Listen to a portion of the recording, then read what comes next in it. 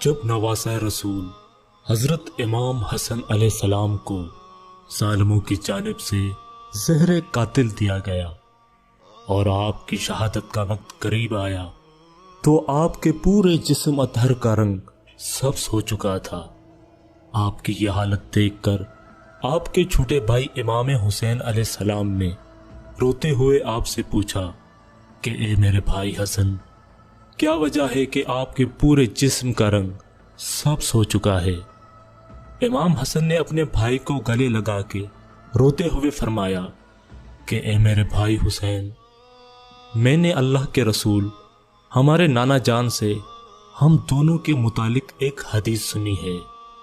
کہ رسول اکرم صلی اللہ علیہ وآلہ وسلم نے فرمایا کہ میں جب شب معراج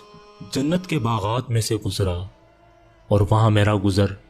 اہل ایمان کے محلات میں سے ہوا تو میں نے جنت میں دو عظیم الشان محل دیکھے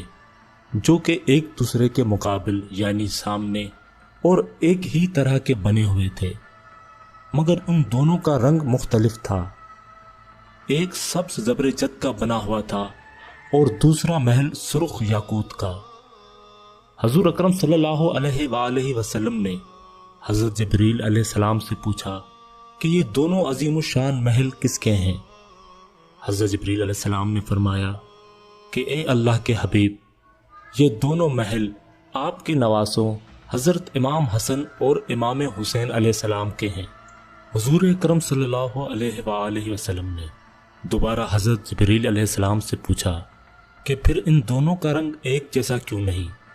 کیوں ایک محل سرخ اور دوسرا سبز رنگ کا ہے؟ حضرت جبریل نے اس بات کا کوئی جواب نہ دیا اور خاموش رہے۔ حضور اکرم صلی اللہ علیہ وآلہ وسلم نے حضرت جبریل علیہ السلام سے پوچھا کہ میری بات کا جواب کیوں نہیں دیتے کہ یہ دونوں محل مختلف رنگ کے کیوں ہیں؟ حضرت جبریل علیہ السلام نے حضور اکرم صلی اللہ علیہ وآلہ وسلم سے عرض کیا کہ اے اللہ کے حبیب، مجھے جھجک محسوس ہوتی ہے کہ آپ اس بات کو سن کر غمزدہ ہوں گے۔ حضور اکرم صلی اللہ علیہ وآلہ وسلم نے فرمایا کہ میں تمہیں اللہ کی قسم دیتا ہوں کہ مجھے بتاؤ کہ ان کا رنگ سرخ اور سبز کیوں ہے؟ حضرت جبریل علیہ السلام نے فرمایا کہ اے اللہ کے رسول، یہ جو سبز رنگ کا محل ہے یہ آپ کے بڑے نواسے سبط اکبر امام حسن علیہ السلام کا ہے کہ جنہیں زہر سے شہید کیا جائے گا، اور اس زہر کے اثر سے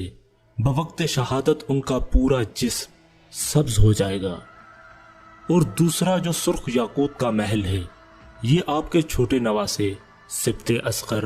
امام حسین علیہ السلام کا ہے کہ جنہیں تیر و تلوار سے قتل کیا جائے گا اور ان کے چہرے کو خون سے رنگین کیا جائے گا۔